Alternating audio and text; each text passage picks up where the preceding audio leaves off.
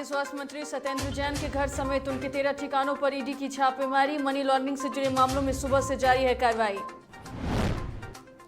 कानपुर हिंसा मामले में बड़ी कार्रवाई। एसआईटी टीम को पुलिस कमिश्नर ने दी जानकारी। अब तक की जांच में 38 पत्थरबाजों की हुई गिरफ्तारी। अमृतसर में ऑपरेशन ब्लू स्टार की बरसी पर लगे खालिस्तान जिंदाबाद के नारे। स्वर्ण मंदिर में पोस्टर बैनर पकड़े नजर आए युवा।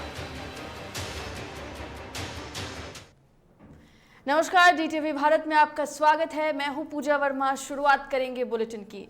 ईडी कोलकाता की कंपनी से संबंधित हवाला लेन देन के सिलसिले में दिल्ली के स्वास्थ्य और गृह मंत्री सत्येंद्र जैन के आवास सहित दिल्ली में 6 और गुरुग्राम में 7 स्थानों पर छापेमारी कर रही है। मिली जानकारी के अनुसार ईडी सुबह 7 बजे से ही तलाशी अभियान में जुटी हुई है। सत्येंद्र जैन पर हवाला और मनी लॉन्ड्रिंग का आरोप है। यह कदम केंद्रीय जांच एजेंसियां द्वारा 30 मई को जैन को गिरफ्तार करने के कुछ ही दिनों बाद आया था। सत्येंद्र जैन 9 जून तक ईडी की हिरासत में हैं। उनको इस साल अप्रैल में ईडी द्वारा किचन डेवलपर्स नाम की कंपनियों के स्वामित्व वाली 4.81 करोड़ रुपए की अचल संपत्ति कुर्की करने के बाद गिरफ्तार किया गया था।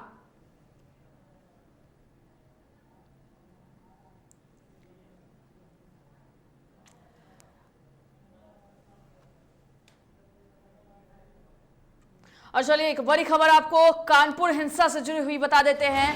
बड़ी खबर, जहां पर कानपुर हिंसा मामले में बड़ी कार्रवाई की गई है। बड़ी खबर आपको बता रहे हैं, जहां पर हिंसा मामले में ताबड़तोड़ एक्शन जारी है। दरअसल कानपुर हिंसा मामले में लगातार ताबड़तोड़ एक्शन जारी है। एसआईटी टीम को पुलिस कमिश्नर ने बड़ी जानकारी दी है। बड़ी खबर, जहां पर अब तक की जांच में कई सुराग मिल चुके हैं। जहां एक तरफ व्हाट्सएप चैट से लेकर लगातार इस तरीके से पथराव करने की जो बातें हैं वो सामने आई हैं, और अब तक इस पूरे मामले में 38 पत्थरबाजों की गिरफ्तारी हो चुकी है। अब तक जांच में कई सुराग मिले हैं और मामले में अब तक 38 पत्थरबाजों की गिरफ्तारी हो चुकी है। कानपुर हिंसा से जुड़ी हुई ये बड़ी खबर हम आपको बता रहे हैं, जहां पर हिंसा मामले में ताबड़तोड़ एक्शन हो रही है। एसआईटी टीम को पुलिस कमिश्नर ने जानकारी दी है और अब तक जांच में कई सुराग मिल चुके हैं और 38 पत्थरबाजों की फिलहाल इस मामले में गिरफ्तारी हो चुकी है और वीडियो फुटेज के आधार पर जांच की जा रही है। और जो भी चेहरे सामने आए हैं, फिलहाल पुलिस उनसे गिरफ्तारी कर पूछताछ कर रही है।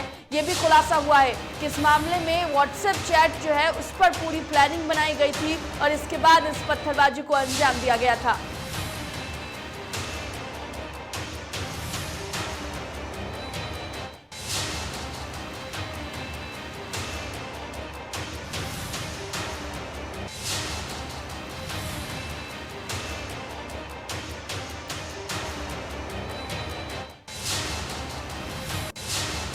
तो बड़ी खबर हम आपको बता रहे हैं कानपुर हिंसा से जुड़ी हुई, जहां पर इस मामले में बड़ी कार्रवाई की गई है। ताबड़तोड़ एक्शन लिए जा रहे हैं। इस पूरे मामले में अब तक की बात करें तो 38 लोगों को गिरफ्तार किया गया है। एसआईटी की टीम जांच कर रही है और जांच के दरमियान व्हाट्सएप पर चैटिंग की बातें सामने आ रही है और चैट कर पूरी प्लानिंग, पूरी योजना बनाने की बातें निकलकर सामने आई है। एसआईटी को कमिश्नर ने जानकारी दी है और इस मामले में अब तक 38 लोगों की गिरफ्तारी हो गई है और आगे भी ताबड़तोड़ गिरफ्तारी हो सकती है। इस पूरे मामले में फिलहाल एसआईटी और पुलिस टीम मिलकर जांच कर रही है।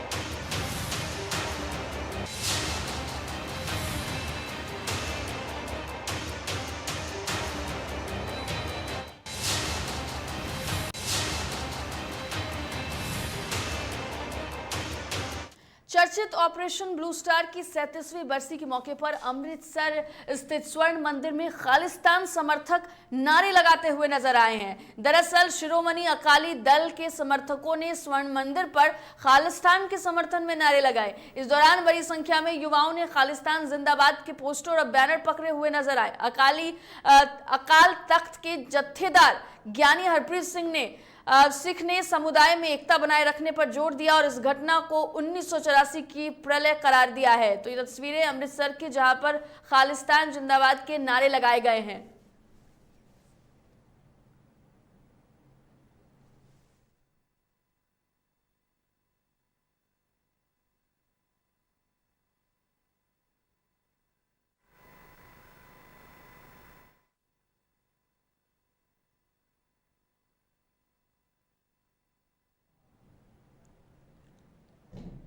अलीगढ़ कानपुर हिंसा को लेकर हिंदू महासभा ने राष्ट्रपति को पत्र लिखा है। हिंदू महासभा ने पत्र में जुमे की नमाज को बंद करने की मांग उठाई है। सिर्फ इतना ही नहीं, विवादित शब्दों का प्रयोग करते हुए हिंदू महासभा ने जुमे की नमाज को आतंकियों की नमाज बताया। तो बता दें आपको कि जुमे की नमाज बंद करने की मांग उठाई गई है। दरअसल ये जो मांग है वो अलीगढ़ कानपुर हिंसा को देखते हुए हिंदू महासभा ने राष्ट्रपति को पत्र लिखा। हिंदू महासभा ने पत्र में जुमे की नमाज को बंद करने की मांग उठाई। सिर्फ इतना ही नहीं, विवादित शब्द का प्रयोग करते हुए हिंदू महासभा ने जुमे की नमाज को आतंकियों की नमाज बताया। घटनाक्रम जब एक नियमावली बन जाए कुछ लोगों के लिए, तो अति आवश्यक हो जाता है कि हम जो है सरकार का, हमारे जो महामहिम राष्ट्रपति हैं, उनका ध्यान यहाँ पर केंद्रित करके और उचित कार्रवाई की मांग करें। कतिपय मांगों को लेकर के एक ज्ञापन प्रस्तुत किया गया है महामहिम राष्ट्रपति महोदय के लिए। इसे आवश्यक कार्रवाई है उन तक पहुँचा दी। पूर्व आईपीएस अमिताभ ठाकुर और डॉक्टर नूतन ठाकुर ने दरोगा भर्ती परीक्षा 2020-21 में उच्च स्तरीय एसआईटी जांच की मांग उठाई है। साथ ही 15 दिनों में ऐसा नहीं होने पर अमिताभ ठाकुर ने सत्याग्रह करने की बात कही है। बता दें कि पूर्व आईपीएस ने सीएम योगी को पत्र लिखकर अपनी शिकायत भेजी है और परीक्षा में गड़बड़ी की बात कही। यूपीएसआई भर्ती परीक्षा में तमाम अनियमितताएं और भ्रष्टाचार के तथ्य सामने आए हैं तथा इनके संबंध में पुख्ता सबूत भी हैं। इस मामले को लेकर अभ्यर्थी पिछले लगभग 45 दिनों से इको गार्डन लखनऊ में सत्याग्रह पर बैठे हैं। हमने मुख्यमंत्री उत्तर प्रदेश से अनुरोध किया है कि वे इस मामले में छात्रों की जो मांग है उसके अनुसार उच्च स्तरीय और पारदर्शी एसआईटी का गठन कर। फिलहाल वक्त हो चला एक छोटे से ब्रेक का, जल्द लौटेंगे।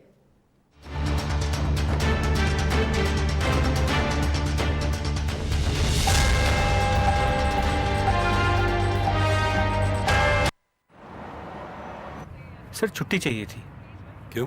गांव के सारे घर कच्चे थे, बाढ़ में ढह गए। मेरा भी। Good morning sir.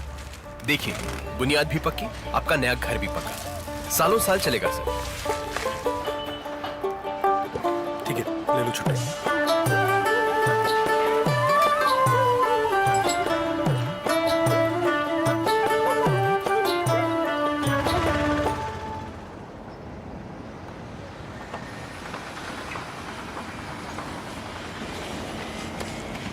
लो, हो गया घर पक्का।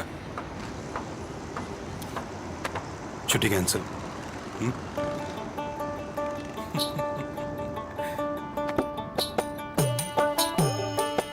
सच्ची खुशी वही होती है जिसकी बुनियाद दूसरों की खुशी में हो। कोणार्क, खुशियों की बुनियाद।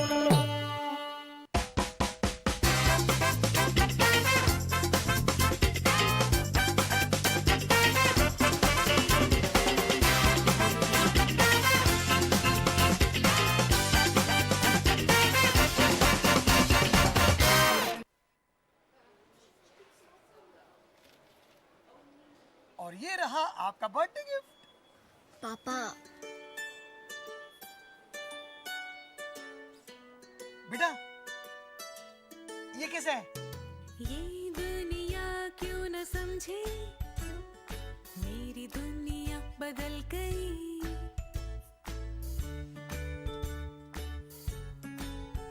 और ये देखो पीहू,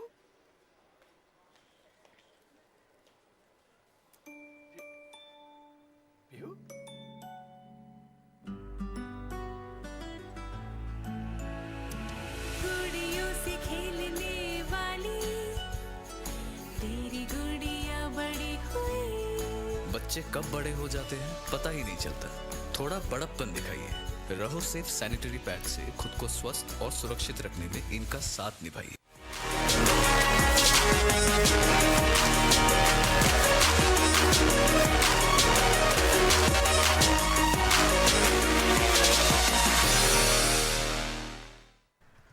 दादी, इतने सारे पापड़ बन गए, क्या करे? कच्चा पापड़, पक्का पापड़, एक्स्ट्रा पापड़, पापड़ इंस्टा पापड़, कक्कर दादी के छत का पापड़, विद ऑनलाइन प्रेजेंस बन गया धाकड़, फोन पे करके ऑर्डर ही ऑर्डर, सब वाह वाह हो गए इसको खाकर। कच्चा पापड़ पक्का पापड़, चंडीगढ़ टू चेन्नई बढ़िया सापड़, कच्चा पापड़ पक्का पापड़, एक्स्ट्रा पापड़ इंस्टा पापड़। बिजनेस बढ़ाओ इंडिया के फास्टेस्ट 4G के साथ, स्पीड से बढ़ो with we giga net.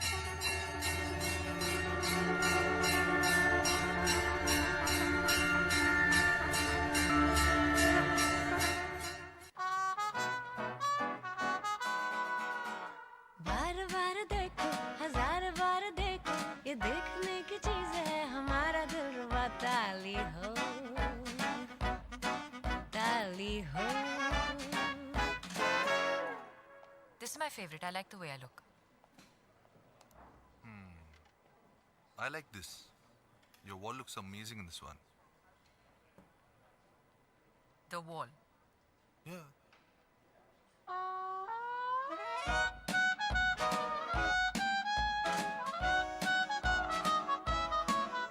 Ultra Sheen paint that steals your spotlight. Royale Glitz with Ultra Sheen. Luxury with Teflon.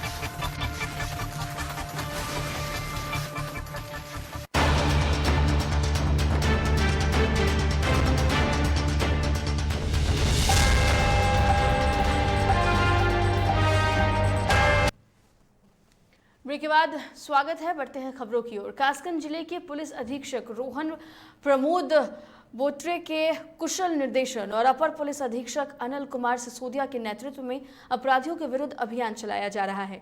इसी क्रम में पुलिस ने बड़ी सफलता हासिल करते हुए दवाओं की तस्करी करते 2 तस्कर को गिरफ्तार किया। साथ ही इनके कब्जे से 300 प्रतिबंधित इंजेक्शन भी बरामद किए गए।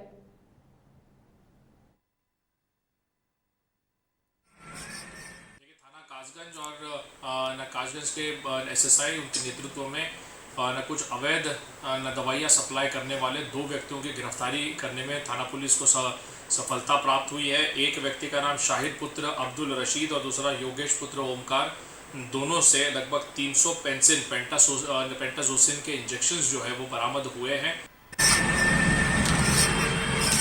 बता दें आपको कि प्रतिबंधित दवाओं की तस्करी का मामला सामने आया, जिसके बाद पुलिस ने 2 तस्कर को गिरफ्तार किया है। पुलिस को ये बड़ी कामयाबी हाथ लगी है, जहां पर इन दोनों को गिरफ्तार किया गया है। दरअसल कासगंज जिले के पुलिस अधीक्षक रोहन प्रमोद ने निर्देश दिया और अपर पुलिस अधीक्षक अनिल कुमार सिसोदिया के नेतृत्व में ये कार्रवाई की गई। अधिक जानकारी के लिए हमारे संवाददाता जयचंद हमारे साथ फोन लाइन पर जुड़ गए हैं। जयचंद, तस्करी से जुड़ा हुआ ये मामला है, क्या कुछ अधिक जानकारी है? जी मैं आपको बता दूं, ये कासगंज जो पुलिस कप्तान है और वो लगातार कार्रवाई कर रहे हैं और लगातार अपराधियों पर जो है अंकुश लगा रहे हैं। इसी पर जो है कल पुलिस कप्तान के कार्रवाई की, इसमें जो है 2 जो है युवक गिरफ्तार किए हैं, जिनके पास से 300 प्रतिबंधित इंजेक्शन भी पुलिस ने बरामद किए हैं। वहीं इन लोगों को गिरफ्तार करने के बाद कासगंज पुलिस ने जो है इन्हें जेल भेज दिया है। बता दें, इससे पहले भी एक बड़ी कार्रवाई जो है सहावर पुलिस ने की थी, उसमें भी जो है ऐसे ही एक युवक को गिरफ्तार किया गया था, जिसके पास से काफी मात्रा में डायजापाम और नशीले इंजेक्शन बरामद किए थे। बहुत शुक्रिया जयराम आपका तमाम जानकारी के लिए। तो देखिए, प्रतिबद्ध दवाओं के तस्कर को पुलिस ने गिरफ्तार कर लिया है और लगातार ताबड़तोड़ कार्रवाई पुलिस के द्वारा की जा रही है। बदायूं जिले में हुए अलग अलग लूट की घटनाओं का पुलिस ने अनावरण कर दिया है। साथ ही आपको बता दें कि उद्भेदन करते हुए 2 युवक को भी गिरफ्तार किया गया है और 80,000 रुपए के नगद सहित 2 बाइक, तमंचे और कारतूस भी बरामद किए गए हैं। पुलिस ने सूचना के आधार पर छापेमारी कर ये सफलता हासिल की है। कि आप लोग अवगत हैं कि जनपद बदायूं में विभिन्न तिथियों में थाना सिविल लाइंस और थाना आलापुर और उसावा के अंतर्गत लूट हुई थी। लूट की घटनाएं हुई थी जिसमें हमारी जो एसओजी की टीम है और उन तीनों थानों की टीमें लगी हुई थी। हामिरपुर के सुमेरपुर थाना क्षेत्र में बारातियों से भरी कार ट्रक में जा भिड़ी। इस भीषण सड़क हादसे में 12 लोग जख्मी हो गए, वहीं एक की मौके पर ही मौत हो गई। मौके पर पहुंची पुलिस ने घायलों को नजदीकी स्वास्थ्य केंद्र में भर्ती कराया। बता दें कि 3 गंभीर रूप से घायल लोगों को हामिरपुर सदर अस्पताल रेफर कर दिया गया है।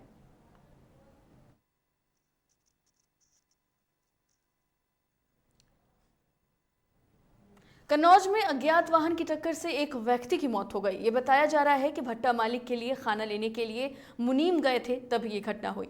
वहीं सूचना पर मौके पर पहुंची पुलिस ने शव को कब्जे में लेकर पोस्टमार्टम के लिए भेज दिया। सदर कोतवाली क्षेत्र के हरदोई रोड का ये मामला बताया जा रहा है।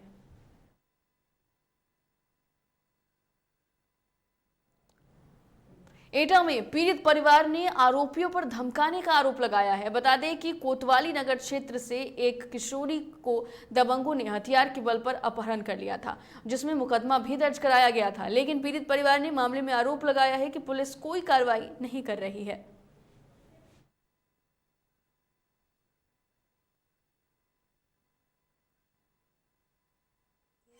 उस दिन मेरे पति की तबीयत खराब थी, मैं वहाँ इनको लेकर दवा लेने गई थी हॉस्पिटल।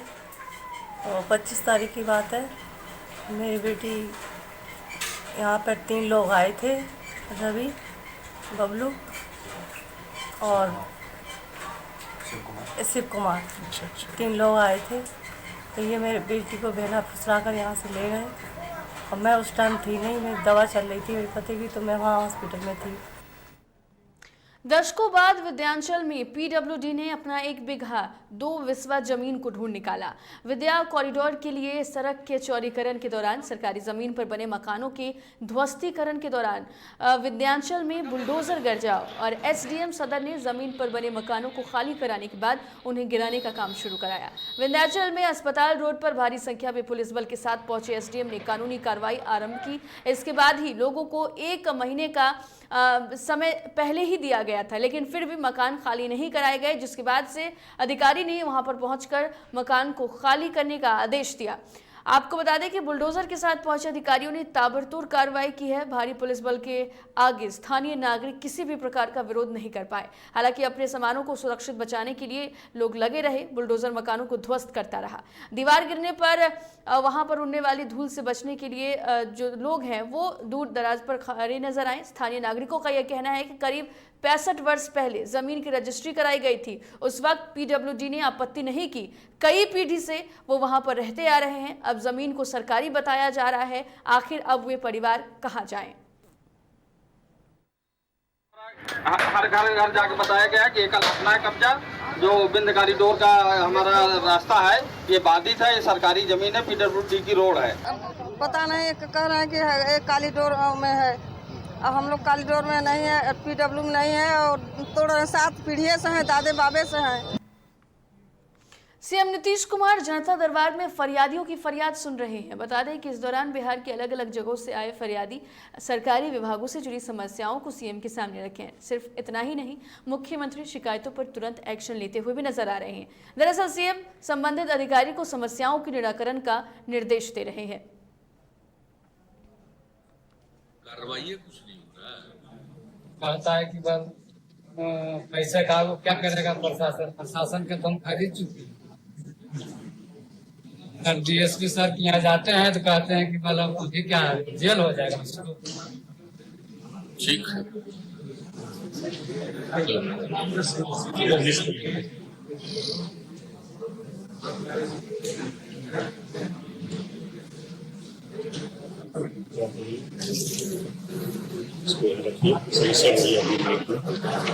हमारा कब जमीन अधिग्रहण हुआ? हमारा पूरा घर सर NH2 में चौड़ीकरण में चला गया सर, और पैसा की राशि जो हम लोग का बहुत कम मिला है। कब अधिग्रहण हुआ था? राशि बहुत कम मिला हुआ है सर। 2020 में हुआ अधिग्रहण, अब पैसा नहीं मिला है। पैसा सर बहुत कम मिला, हम लोग लिए नहीं, जबरदस्ती सर तोड़ दिए मकान उकान सब, सार सामान सब जता गया सर। तो पिताजी नहीं है सर, हम प्रदेश में रह के 8-10 हजार रुपया कमाते हैं। ठीक, 2 राज्यों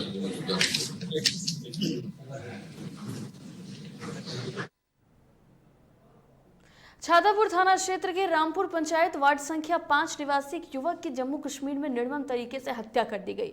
मृतक का नाम मोहम्मद गुलजार है, जो जम्मू रियासी जिला अंतर्गत चासना थाना क्षेत्र के बलवंत कोट में रहकर रजाई बनाने का काम करता था।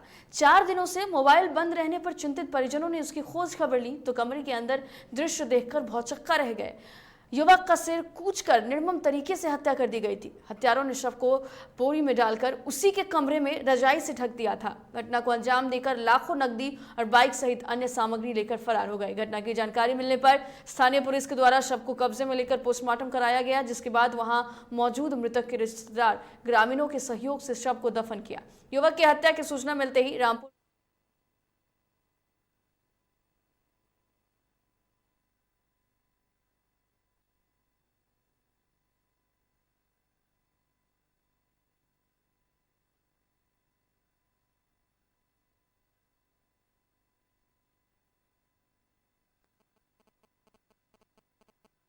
कर रहे हैं।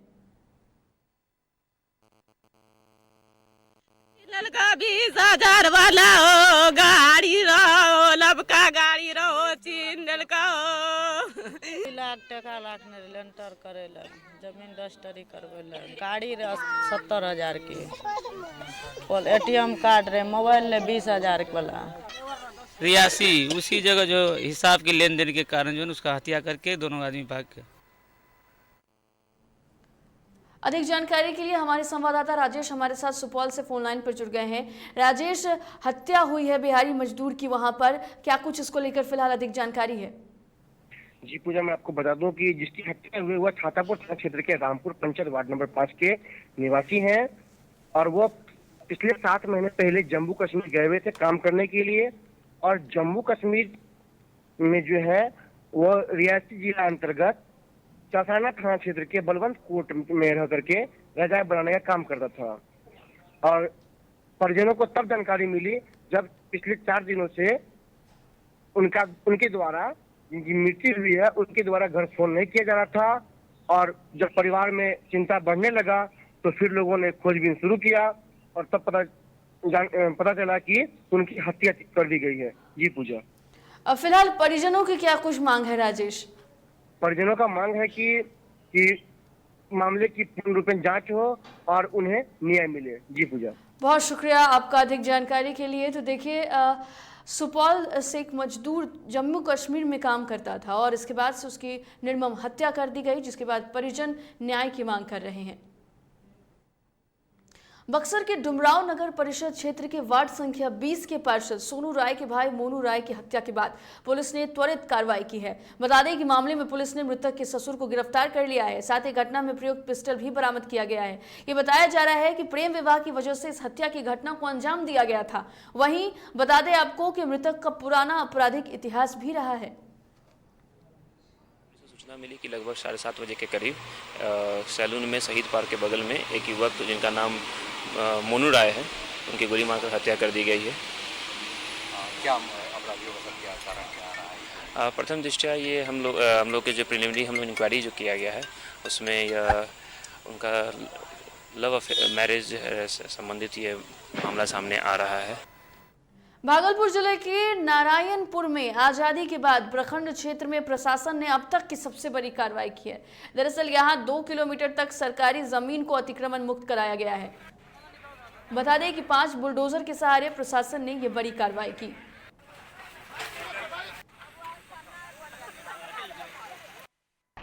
कुछ घरों को इंक्रोचमेंट मुक्त करवाने का प्रयास किया गया था, जिसमें कुछ प्रॉब्लम आई थी। उस समय हमारे तरफ से इतनी व्यवस्था नहीं थी फोर्स की, उसको देखते हुए इस बार चूँकि इंक्रोचमेंट के घर को खाली करवाने का संख्या भी ज़्यादा था, 150 से ज़्यादा था, तो इसीलिए आज ज़्यादा बल की व्यवस्था की गई थी। अगली खबर का रुख करते हैं। हजारीबाग के चौपराम थाना क्षेत्र अंतर्गत दुनुआ भुनुआ घाटी में अपराधियों ने लूट की घटना को अंजाम दिया।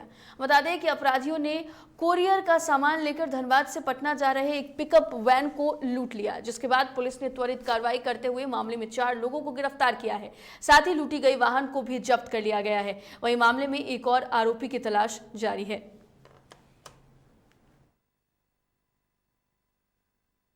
के रात को चौपारण थाना क्षेत्र अंतर्गत दनुआ घाटी में एक पिकअप वैन लूटी गई थी।